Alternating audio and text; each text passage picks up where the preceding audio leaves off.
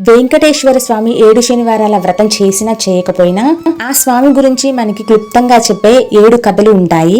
ఈ కథలు వింటే ఆ వెంకటేశ్వర స్వామి గురించి మనకి క్లుప్తంగా అర్థమవుతుంది. సో అందుకని సప్త శనివారాల వ్రతంలో ఇది వచ్చేసి మొదటి కథ అన్నమాట. కలియుగం ప్రారంభమయ్యే సమయంలో గంగానది తీరంలో కాశ్యప మహర్షి ఆధ్వర్యంలో మునులందరూ కలిసి ఒక పెద్ద యజ్ఞం అయితే తలపెట్టారు. ఆ యజ్ఞ ఫలాన్ని ముల్లోకాల్లో ఎవరికి ఇవ్వాలి? బ్రహ్మక, విష్ణువుకా లేక శివుడికా అని వారికి సందేహం అయితే వచ్చింది. అప్పుడు మునులందరూ కలిసి సత్వగుణం ఎవరికి ఎక్కువగా ఉందో పరీక్షించమని భృగు మహర్షిని అయితే పంపారు. అప్పుడు ఆ భృగు మహర్షి మొదటగా బ్రహ్మలోకానికి వెళ్ళాడు. మొదట బ్రహ్మదేవుడికి దగ్గరికి వెళ్ళగా ఆయన సరస్వతి దేవిని చూస్తూ మహర్షి రాకనైతే గమనించలేదు. భృగువుకు కోపం వచ్చి నీకు భూలోకంలో పూజలు ఉండవు కాక అనైతే శపించి వెళ్ళిపోయారంట. ఆ తరువాత భృగు మహర్షి కైలాసం వెళ్ళాడు. శివుడి దగ్గరకు వెళ్ళగా ఆయన పార్వతీదేవితో నృత్యం చేస్తూ మహర్షిని పట్టించుకోలేదంట.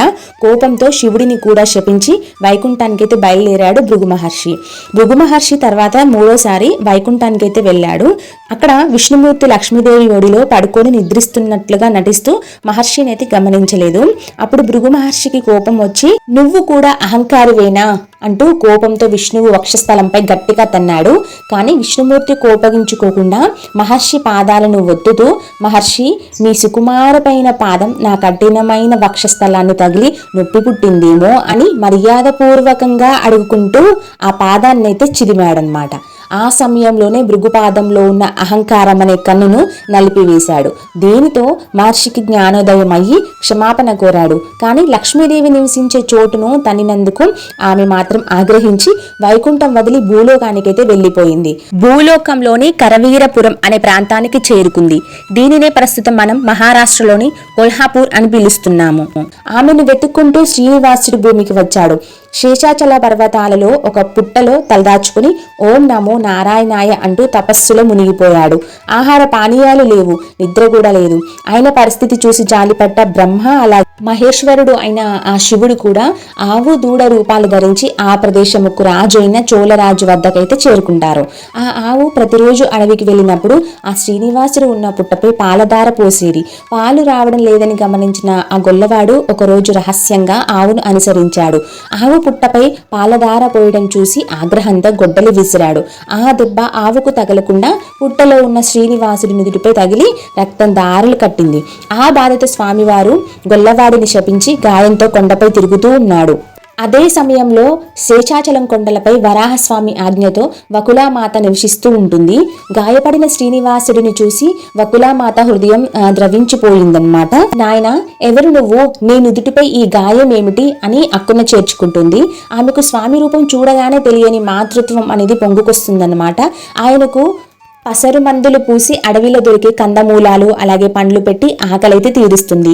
ఆమె ఎవరో కాదు, ద్వాపర యుగంలో సాక్షాత్తు శ్రీకృష్ణుడి పెంపుడు తల్లి అయిన యశోదాదేవియే. అవును, యశోదమ్మ కృష్ణుడికి ఎంతో ప్రేమగా సాకిందన్న విషయం అందరికీ తెలిసిందే. కానీ కృష్ణుడు పెద్దయ్యాక కంసుడిని చంపడానికి మధురకు వెళ్ళిపోతాడు. తర్వాత ద్వారక నిర్మించుకుని అక్కడే సెటిల్ అయిపోతాడు. ఆ తర్వాత రుక్మిణి సత్యభామలతో జరిగిన కృష్ణుడి వివాహ వేడుకలన్నీ కూడా యశోద తన కళ్ళతో చూడలేదు. యశోద గోకులంలోనే ఉండిపోయింది. అందుకని అప్పుడు యశోదమ్మ కృష్ణుడితో, కృష్ణ నిన్ను పెంచి పెద్ద చేసిన నీ పెళ్లి వేడుక చూసే భాగ్యం నాకు దక్కలేదు అని యశోద ఎంతో బాధపడింది. అప్పుడు ఆ కృష్ణుడు యశోదమ్మతో ఇలా అంటాడనమాట, అమ్మా నీ రుణం నేను తీర్చుకోలేనిది. వచ్చే జన్మలో అంటే కలియుగంలో నేను శ్రీనివాసుడిగా అవతరిస్తాను. నువ్వు వకులామాతగా పుడతావు. అప్పుడు నా పెళ్లి పనులన్నీ దగ్గరుండి నువ్వే జరిపిస్తావు. నీ చేతితో నాకు గోరుముద్దలు తినిపిస్తావు అని వరమిచ్చాడనమాట. వకులాదేవి ఆ విష్ణుమూర్తిని నీవు ఎవరయ్యా అని అడిగినప్పుడు ఆ విష్ణుమూర్తికి తెలుసు కదా తను పోయిన జన్మలో యశోదాదేవి తన తల్లి అని, అందుకని నేను నీ కొడుకినమ్మా అని చెప్తాడు. వెంటనే ఆ వకులామాత ఆ విష్ణుమూర్తిని హక్కున చేర్చుకుని శ్రీనివాసుడు అని పేరు పెట్టింది. ఈ విధంగా ఆ విష్ణుమూర్తికి కలియుగంలో శ్రీనివాసుడు అని పేరైతే వచ్చింది. ఇది మొదటి కథ అన్నమాట. అలాగే 7 శనివారాల వ్రతం చెయ్యలేకపోయినా కనీసం ఈ 7 కథలను విన్నా కానీ పుణ్యం లభిస్తుందన్నమాట. సాక్షాత్తు ఆ భగవంతుని గురించి తెలుసుకున్న వారు అవుతారు. అలాగే 2వ కథ వచ్చేసి తర్వాత శ్రీనివాసుడు వేటకు వెళ్ళడం, అక్కడ పద్మావతి దేవిని చూసి ప్రేమలో పడడం, ఆ తర్వాత మన్మథ బాణంతో ఎలా విలువిలలాడిపోయాడో అనేది చాలా ఆసక్తికరమైన కథ ఉంటుంది. సో నెక్స్ట్ కథ కోసం తప్పకుండా సబ్స్క్రైబ్ చేసుకోండి అండ్ వీడియో నచ్చితే లైక్ చేయండి. Thank you for watching this video.